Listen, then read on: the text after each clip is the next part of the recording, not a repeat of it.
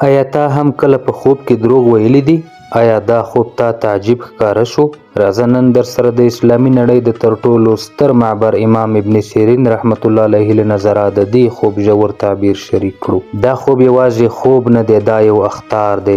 ابن سیرین رحمت الله علیه فرمایلی چا چې ولیدل چې دی په خوب کې دروغ وایي نو دا ښیي چې دی په خپل دین کې کمزوری دی او د هغه په خبرو او عمل کې یو ډول منافقت شته. دا خوب د هغه د نیت، چلند او باطنی حالت څرګندونه کوي. په اسلامي تعبیراتو کې دروغ ویل یو بد خوی ګڼل شوی دی او آن که دا په خوب کې هم وي نو دا هم د انسان د باطن غږ ګڼل کیږي. ابن سیرین رحمت الله علیه وایي من رأيك أنه يكذب في منامه فإن ذلك يدل على فساد في دينه او على نفاق في قوله وعمله. ژباړه: چا چې ولیدل چې دی دروغ وایي دا د هغه د دین فساد یا د قول او فعل ترمنځ د نفاق نښه ده.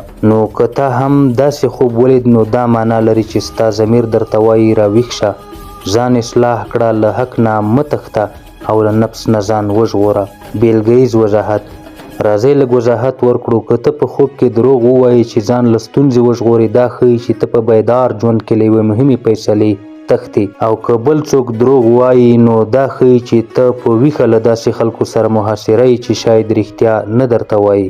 دینی پیغام د رسول الله صلی الله علیه وسلم حدیث دی: علیکم بالصدق فإن الصدق یهدی الی البر وإن البر یهدی الی الجنة وإیاکم والکذب. پر تاسې لازمه ده چې رښتیا ووایئ ځکه رښتیا مو نیکۍ ته بیایي او نیکي مو جنت ته، خو دروغ له ګناهونو سره مل دي. نو دا خوب د دې لپاره نه دی چې وویریږئ بلکې د دې لپاره دی چې ځان وپیژنئ، خپل ضمیر ته غوږ کیږدئ او خپل باطن پاک کړئ. که تا هم داسې خوب لیدلی وي نو دا ویډیو ستا لپاره د ځان ته پام وکړه، له دروغو لرې اوسئ او خپل ایمان وساتئ. دا ویډیو له نورو سره شریکه کړئ ترڅو هغوی هم د ابن سیرین رحمت الله علیه له علم نه برخمن شي.